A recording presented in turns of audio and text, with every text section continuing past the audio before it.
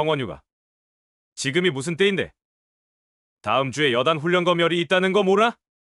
대대장실에서 울려 퍼진 이 차가운 거절이 한 병사를 절망의 끝으로 몰아넣었습니다.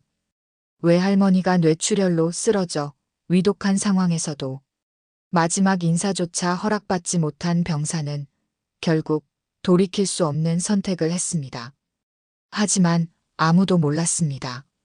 그의 가장 친한 친구가 사실은 군단장의 아들이었다는 것을, 그리고 그 조용한 병사가 보여준 한 번의 용기가 전체 군을 뒤흔들 거대한 파도의 시작이었다는 것을 말입니다. 가장 낮은 곳에서 터진 진실의 외침이 어떻게 최고 권력자까지 무너뜨렸는지 그 놀라운 이야기가 지금 시작됩니다. 깊은 밤 제123보 병대대 내무반에서 두 병사가 조용히 이야기를 나누고 있습니다. 형광등 하나만이 희미하게 켜진 가운데 다른 전우들은 모두 깊은 잠에 빠져 있었습니다. 정서진 상병이 어머니로부터 온 편지를 읽고 있고 그 옆에는 가장 친한 친구 이하준 상병이 앉아 있었습니다. 서진아, 어머니가 뭐라고 하셨어? 그냥 건강 챙기라고 하시네. 무리하지 말라고.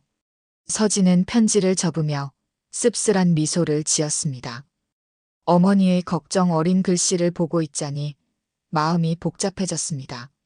하지만 그는 어머니께 진실을 말할 수 없었습니다. 이 부대가 얼마나 힘든 곳인지, 매일 어떤 일들이 벌어지는지를요. 어머니는 서하영 중장님이셨지만 그렇기 때문에 더욱 말씀드릴 수 없었습니다. 아들 때문에 어머니가 곤란한 입장에 처하실까 봐서요. 하준아, 너는 할머니 안부 여쭤봤어?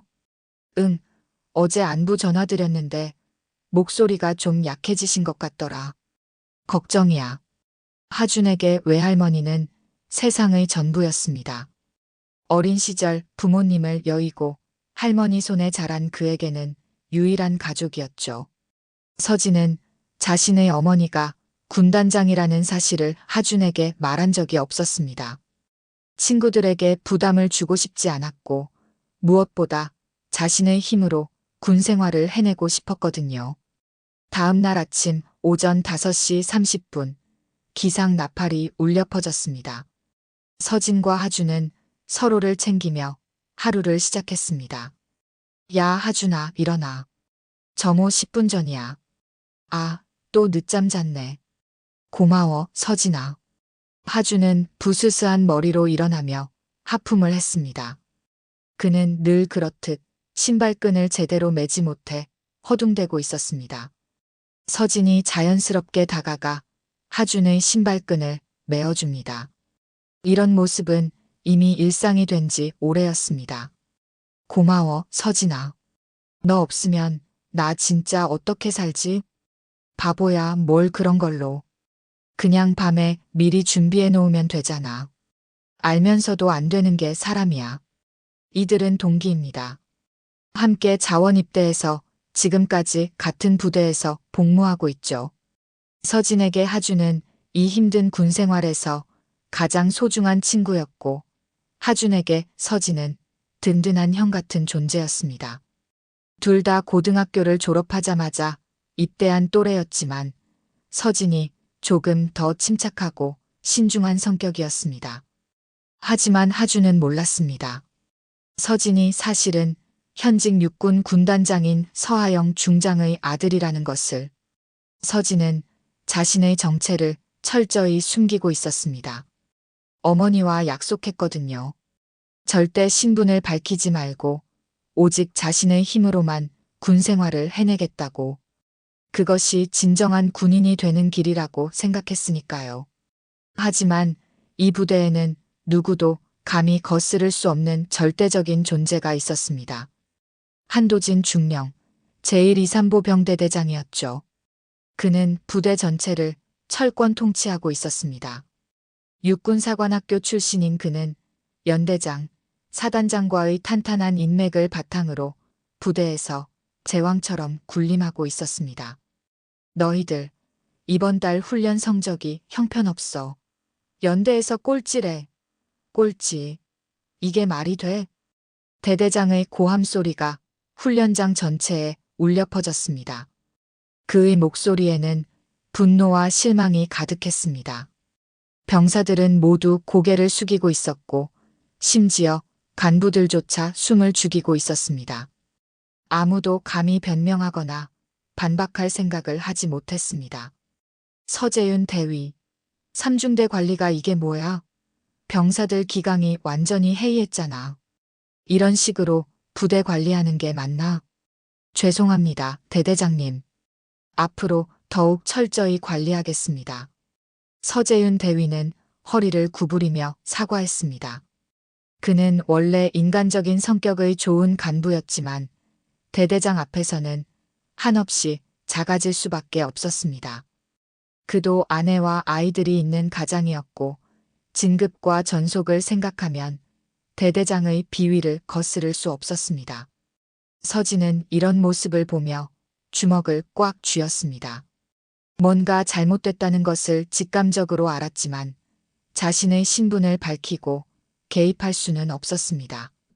그건 어머니와의 약속에도 어긋나는 일이었고 무엇보다 그런 식으로 문제를 해결하고 싶지 않았습니다. 서진아, 여기서 버티는 게 참 힘들다. 매일 똑같은 일상의 반복이고 대대장은 맨날 화내고 하준이 작게 중얼거렸습니다. 그의 목소리에는 지침과 우울함이 묻어 있었습니다. 그래도 견뎌야지. 우리가 할 수 있는 게 그것뿐이야. 시간이 지나면 저녁이잖아. 서진은 그렇게 답했지만 그의 마음 깊은 곳에서는 무언가가 꿈틀거리고 있었습니다. 그날 저녁 8시 하준에게 급한 전화가 걸려왔습니다. 부대 공중전화 앞에서 수화기를 든 하준의 얼굴이 순식간에 창백해졌습니다. 전화를 건 사람은 고향의 이웃 아주머니였습니다. 하준아, 할머니가 갑자기 쓰러지셨다. 지금 병원에 계시는데 상태가 안 좋으셔. 하준의 손이 떨리기 시작했습니다. 전화기를 잡고 있는 손에 힘이 빠졌습니다. 할머니가 쓰러지셨대요. 의식을 잃으시고. 하준은 떨리는 목소리로 옆에서 기다리고 있던 서진에게 말했습니다. 하준에게는 할머니가 유일한 가족이었습니다. 어린 시절 부모님을 여인 그에게 할머니는 세상의 전부였죠. 할머니는 손자 하나를 키우기 위해 평생을 고생하셨습니다. 의사 선생님이 그러시는데 언제 어떻게 될지 모른다고 해요. 뇌출혈이래요. 서진아, 나 어떻게 해야 해? 할머니가 나만 찾으신다고. 하준의 눈에서 눈물이 흘러내렸습니다. 서진은 하준의 어깨를 토닥여주며 마음을 다잡으려 했습니다. 그 순간 서진의 마음속에는 복잡한 감정이 교차했습니다. 자신의 어머니가 군단장이라는 사실, 그리고 그 힘을 사용하면 하준을 도울 수 있다는 것. 하지만 그렇게 할 수는 없었습니다. 일단 청원휴가 신청해봐. 서재윤 대위님께 사정을 자세히 설명하고 이런 상황이면 당연히 허락해 주실 거야. 그럴까? 정말 허락해 줄까? 당연하지. 가족이 위독한 상황인데 군대에서 막을 이유가 없어. 서진은 그렇게 말했지만 마음 한편으로는 불안했습니다. 한도진 대대장의 성격을 생각하면 쉽게 허락해 주지 않을 것 같았거든요. 다음 날 아침 하준은 용기를 내어 청원휴가를 신청했습니다. 서재윤 대위는 하준의 사정을 듣고 깊이 공감했습니다. 그도 어린 시절 가족을 여인 경험이 있었기 때문에 하준의 마음을 충분히 이해할 수 있었습니다. 알겠다, 하준아. 내가 대대장님께 잘 말씀드려 볼게. 할머니 상태가 그렇다면 당연히 가봐야지. 하지만 최종 결정은 대대장의 몫이었습니다. 서재윤 대위는 신중하게 대대장실 문을 두드렸습니다. 들어와. 대대장님, 이하준 상병이 청원휴가를 신청했습니다. 청원휴가? 지금이 무슨 때인데? 다음 주에 여단 훈련 검열이 있다는 거 모르나? 한도진 중령은 서류를 보지도 않고 냉정하게 말했습니다. 그의 책상 위에는 각종 훈련 계획서와 성과표들이 산더미처럼 쌓여 있었습니다.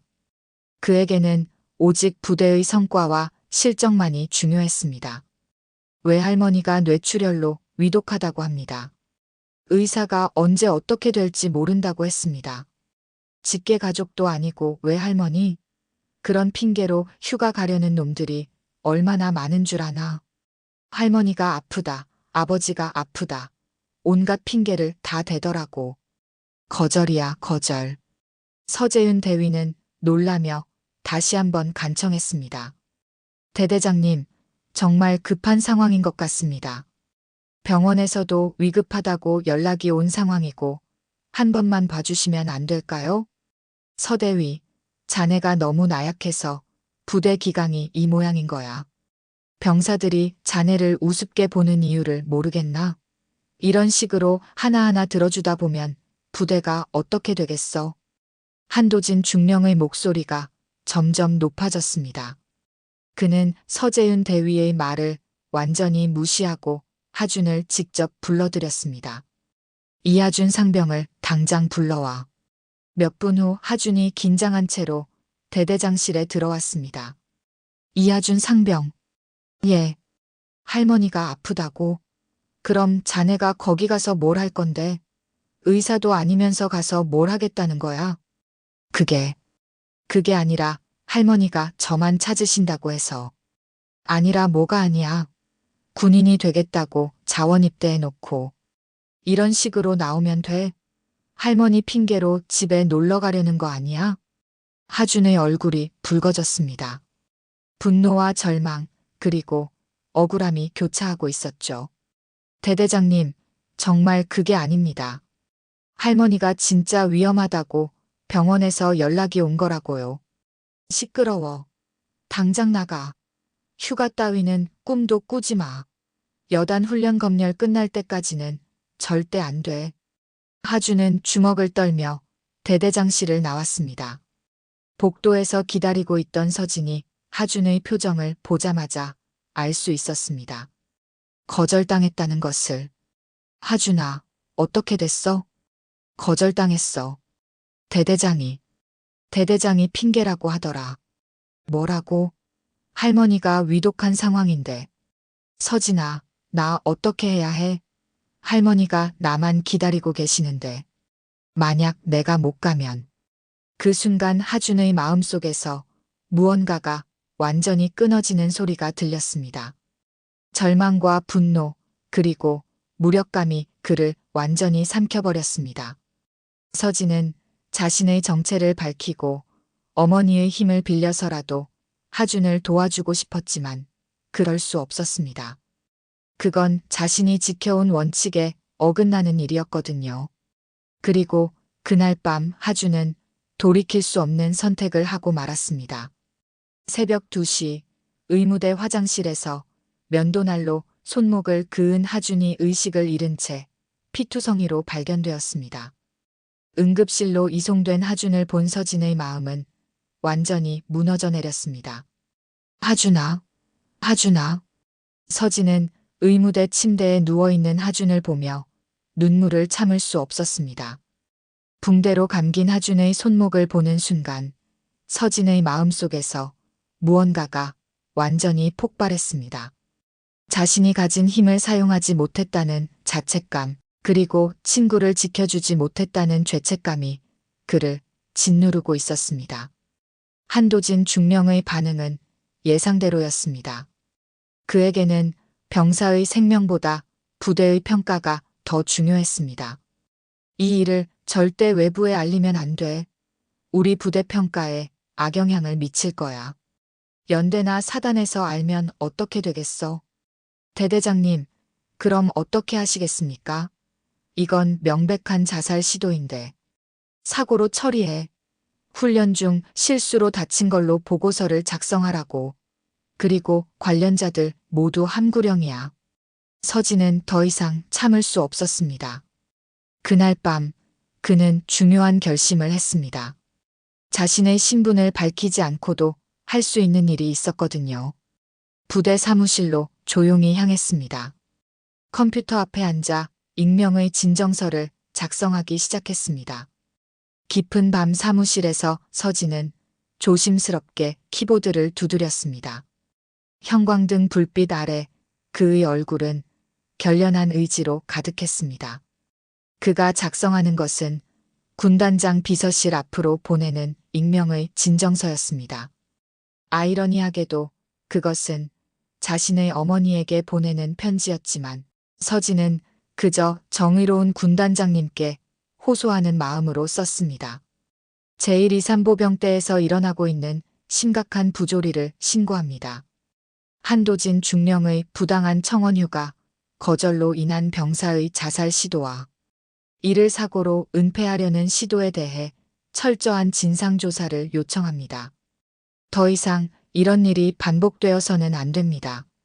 서진은 어머니가 이 진정서를 받아보실 것이라는 사실을 알고 있었습니다. 하지만 그는 아들이 아닌 한 명의 병사로서 정의를 호소하는 마음으로 이 글을 썼습니다. 어머니께서 공정하게 판단해 주실 것이라고 믿었거든요. 사흘 후 드디어 감찰팀이 부대에 도착했습니다. 검은색 승용차 2대에서 내린 감찰관들의 표정은 매우 진지했습니다.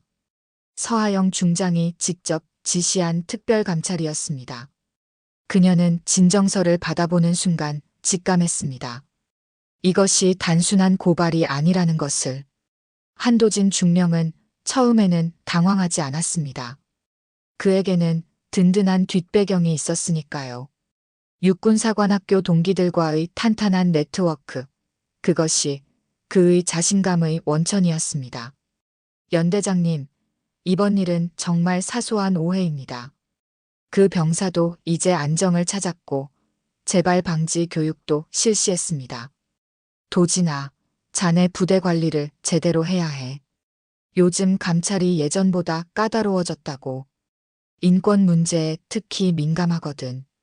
물론입니다. 모든 것을 완벽하게 처리했습니다. 감찰팀이 와도 전혀 문제 없을 겁니다. 감찰이 본격적으로 시작되었습니다. 하지만 병사들은 모두 입을 다물고 있었습니다. 한도진 중령의 위협과 협박 때문이었죠. 감찰관들이 병사들을 개별적으로 면담했지만 모두 같은 대답만 반복했습니다. 이하준 상병 사고에 대해 아는 게 있나? 아니요. 훈련 중 실수로 다친 걸로 알고 있습니다. 서진도 마찬가지였습니다. 그는 진실을 말하고 싶었지만 아직 그럴 용기가 부족했습니다. 자신이 진정서를 보낸 장본인이라는 것을 밝히기에는 아직 준비가 되지 않았습니다. 정서진 상병도 같은 대답인가? 예. 훈련 중 사고였습니다. 서진은 거짓말을 했습니다. 그 순간 그의 마음은 더욱 무거워졌습니다. 자신이 하준을 또 한 번 배신하는 것 같은 기분이었습니다. 감찰 첫날은 그렇게 별다른 성과 없이 끝났습니다. 한도진 중령은 은근히 만족스러워했습니다. 역시 내 생각이 맞았어. 이 정도면 무사히 넘어갈 수 있을 거야. 감찰이 흐지부지 끝나려는 순간이었습니다. 별다른 성과 없이 마무리되려는 상황에서 서진은 마침내 용기를 냈습니다. 그는 하준을 문병간 후 더 이상 참을 수 없었습니다. 그날 밤 의무대 침대에 누워있는 하준을 보는 순간 서진의 마음속에서 무언가가 완전히 폭발했습니다. 붕대로 감긴 하준의 손목을 보며 서진은 눈물을 참을 수 없었습니다. 하준아, 미안해. 내가 너를 지켜주지 못했어. 아니야, 서진아. 이건 내 선택이었어. 너는 잘못한 게 없어. 그냥 할머니가 너무 보고 싶었어. 할머니는 어떻게 되셨어? 하준의 눈에서 눈물이 흘러내렸습니다. 돌아가셨어. 어젯밤에 나를 끝까지 기다리시다가.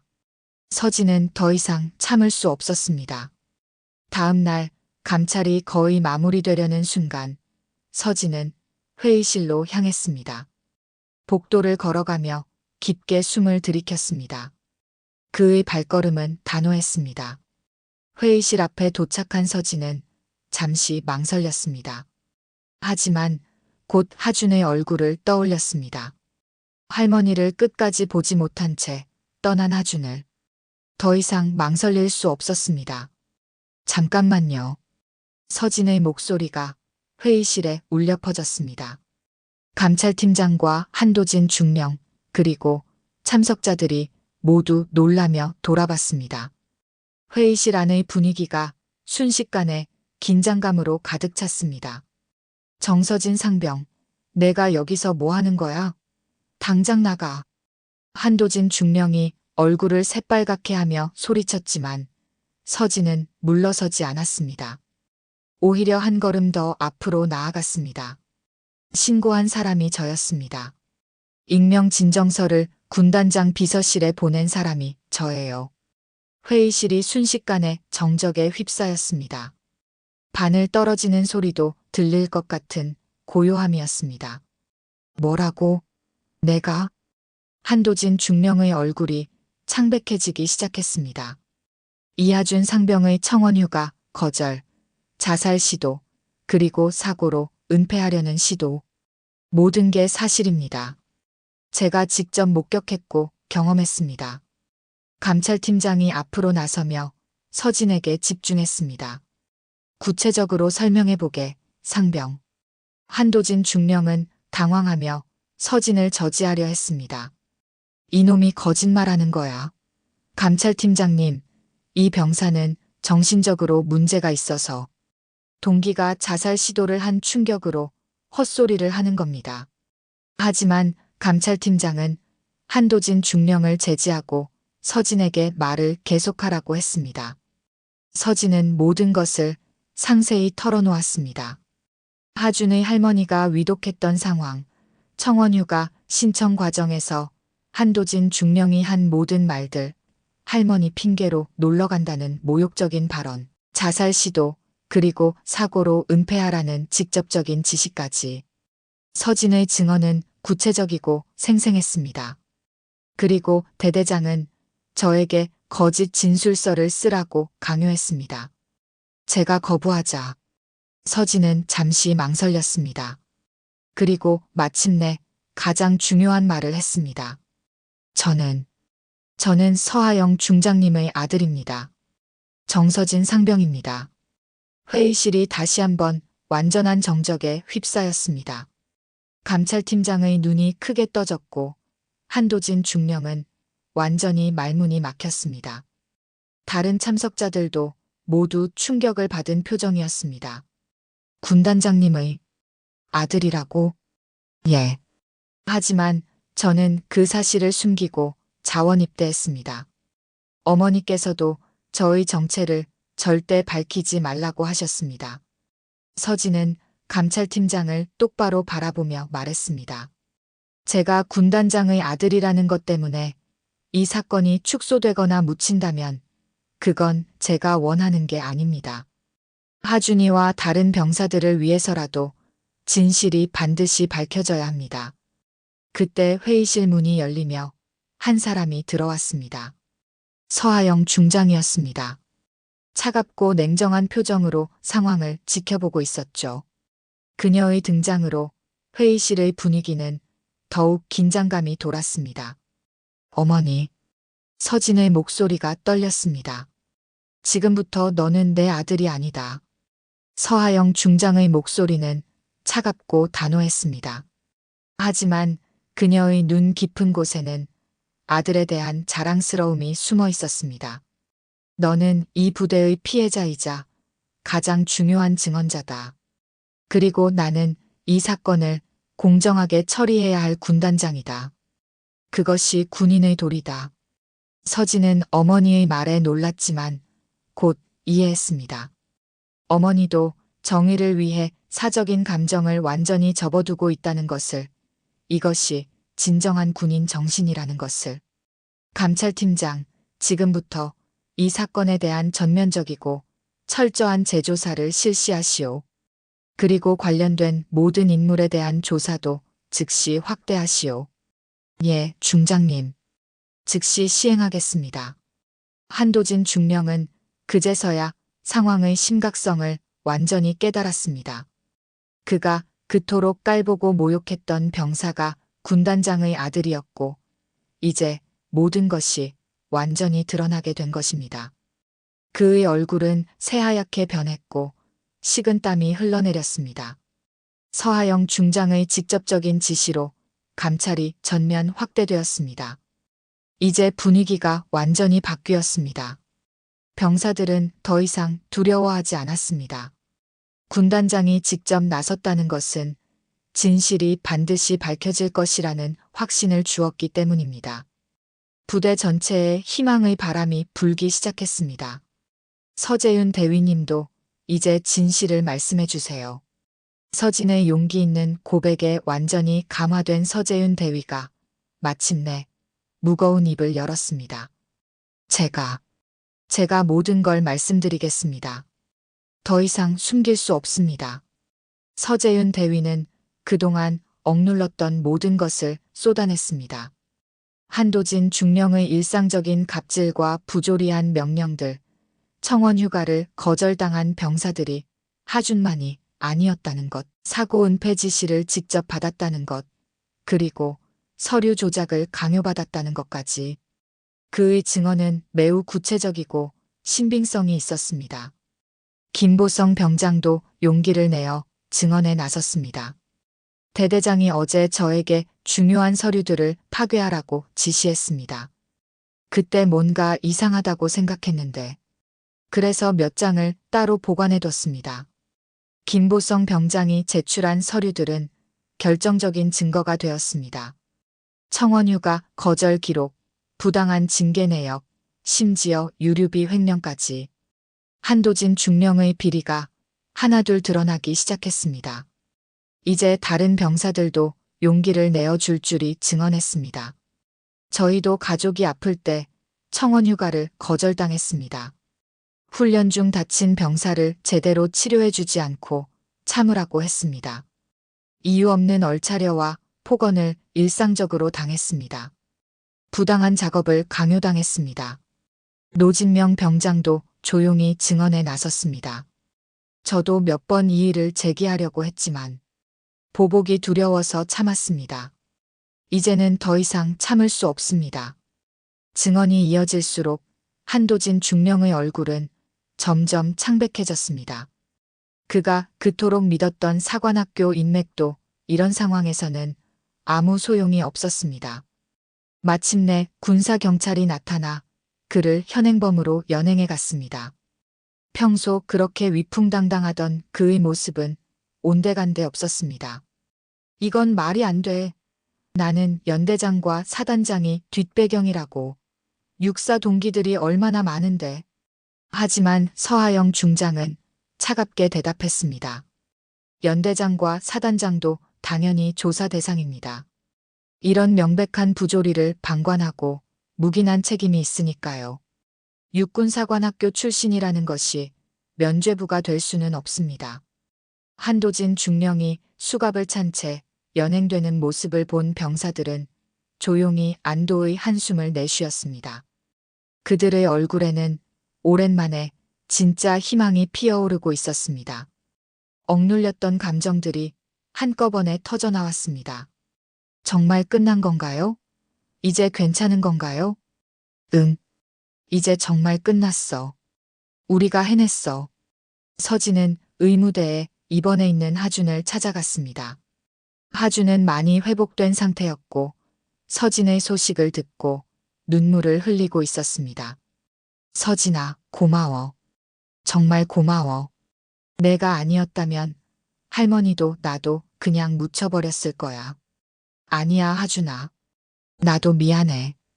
진작 용기를 냈어야 했는데 내가 그런 극단적인 선택을 하기 전에.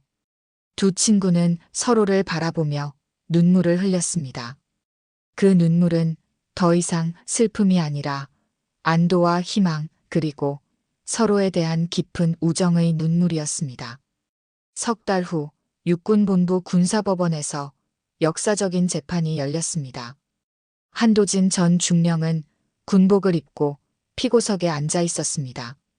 그의 표정은 완전히 초라하고 처참했습니다. 평소의 위풍당당함은 온데간데 없었습니다.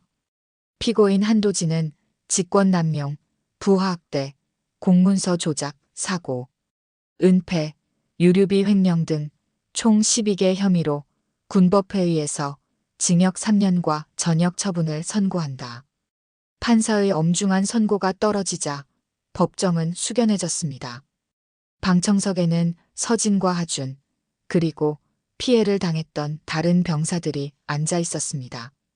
그들의 얼굴에는 정의가 실현되었다는 만족감이 있었습니다. 이 사건은 단순히 한 개인의 처벌로 끝나지 않았습니다. 연대장과 사단장도 부조리를 방관한 책임을 지고 각각 파면과 강등 처분을 받았습니다. 더 나아가 육군사관학교 출신들의 폐쇄적인 인맥, 카르텔도 대대적인 수사 대상이 되어 군 전체의 대규모 숙정이 이루어졌습니다. 재판이 완전히 끝난 후 서진은 전역을 앞두고 있었습니다. 그는 국방부 산하인권자문단에 합류하기로 결정했습니다. 자신과 같은 일을 겪는 병사들이 더 이상 생기지 않도록 하기 위해서였죠. 이것이 그가 선택한 새로운 길이었습니다. 서진아, 너 정말 대단해. 진짜 영웅이야. 하준아, 너도 고생 많았어. 이제 정말 새로운 시작이야. 우리 둘 다. 부대 정문 앞에서 서진과 하준은 마지막 포옹을 나누었습니다. 석양이 그들을 따뜻하게 비추고 있었습니다. 이제 그들은 각자의 새로운 인생을 시작할 준비가 되어 있었습니다. 하준은 의식을 되찾은 후 많은 것을 깨달았습니다. 할머니의 죽음은 여전히 가슴 아픈 일이었지만 그 고통이 헛되지 않았다는 것을 알게 되었습니다. 그는 전역 후 사회복지학과에 진학하기로 결심했습니다.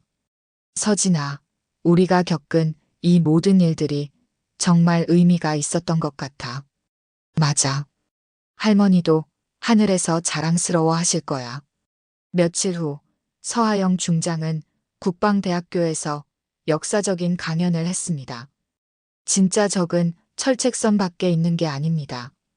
우리 내부의 오만과 부조리, 그것이야말로 우리 군을 무너뜨리는 진짜 위험입니다. 강연장은 뜨거운 박수갈채로 가득 찼습니다. 한 명의 용기 있는 병사가 전체 군을 바꿀 수 있다는 것을 우리는 목격했습니다. 여러분도 그런 용기를 가지시기 바랍니다. 계급과 지위가 중요한 게 아니라 옳은 일을 실천하는 것이 중요합니다. 서진은 강연장 뒤편에서 어머니의 강연을 지켜보고 있었습니다. 그의 마음은 벅찬 감동과 뿌듯함으로 가득했습니다. 어머니는 진정한 군인의 모습을 보여주셨고 자신도 그런 사람이 되고 싶다는 생각이 들었습니다. 강연이 끝난 후 어머니와 아들은 조용한 곳에서 마주 앉았습니다. 고생 많았다, 서진아. 아니에요, 어머니. 저는 제가 해야 할 일을 한 것뿐이에요. 내가 자랑스럽다. 진정한 군인이 무엇인지 보여줬구나. 어머니께서 가르쳐 주신 대로 했을 뿐이에요. 그로부터 1년 후 제123보병대는 완전히 새로운 모습으로 변모했습니다. 새로 부임한 대대장은 인간적이고 합리적인 지휘관이었고 병사들의 인권과 복지가 최우선으로 고려되었습니다. 청원 휴가는 정당한 사유가 있으면 언제든지 허가되었고 부조리한 관행들은 모두 사라졌습니다. 이제 청원 휴가는 상식입니다. 가족이 아프시면 당연히 가봐야죠. 새 대대장의 말에 병사들은 환한 미소를 지었습니다. 이런 말을 들을 수 있는 날이 올 줄 몰랐거든요. 하준은 전역 후 사회복지학과에 진학해서 사회복지사가 되었습니다. 그는 어려운 상황에 있는 청소년들을 돕는 일에 헌신하고 있었습니다. 그에게는 새로운 꿈이 생겼습니다.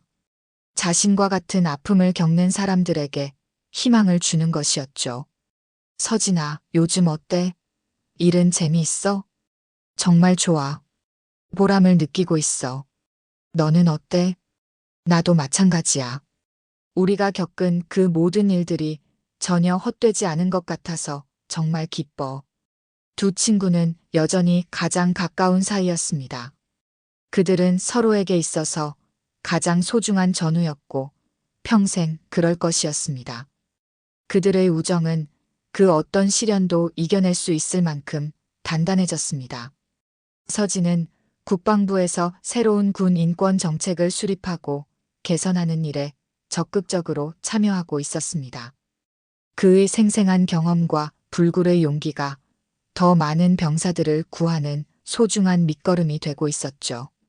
정서진 상병의 사례는 우리 군이 어떻게 변해야 하는지를 보여주는 상징적인 사건입니다. 국방부 회의실에서 서진의 발표를 듣던 고위 간부들은 모두 고개를 끄덕였습니다. 병사 한 명 한 명이 소중한 존재라는 것을, 그들의 목소리에 귀 기울여야 한다는 것을 잊어서는 안 됩니다. 어느 따뜻한 봄날, 서진과 하주는 함께 걸으며 이야기를 나누고 있었습니다. 벚꽃이 만개한 거리를 걸으며 그들은 과거를 되돌아보고 미래를 꿈꾸고 있었습니다. 그때를 생각하면 아직도 가슴이 뛰어. 나도 그래. 하지만 후회는 없어. 우리가 옳은 일을 했으니까. 맞아. 그리고 이제 더 많은 사람들이 우리처럼 용기를 낼 수 있을 거야. 강철같이 차가운 침묵을 깨뜨린 것은 한 병사의 작은 용기였습니다. 그 용기가 전체 군을 바꾸었고 수많은 병사들에게 새로운 희망을 주었습니다. 때로는 침묵이 필요하지만 때로는 침묵을 깨는 용기가 더 중요합니다. 이것이 정서진과 이하준, 그리고 제123보병대에서 실제로 일어난 진짜 이야기입니다. 라디오 방송이 끝나자 전국의 청취자들로부터 뜨거운 반응이 쏟아졌습니다. 많은 사람들이 용기와 희망을 얻었다고 말했습니다. 그리고 누군가는 이렇게 말했습니다. 진짜 영웅은 계급장이 많은 사람이 아니라 옳은 일을 위해 용기를 내는 사람이네요.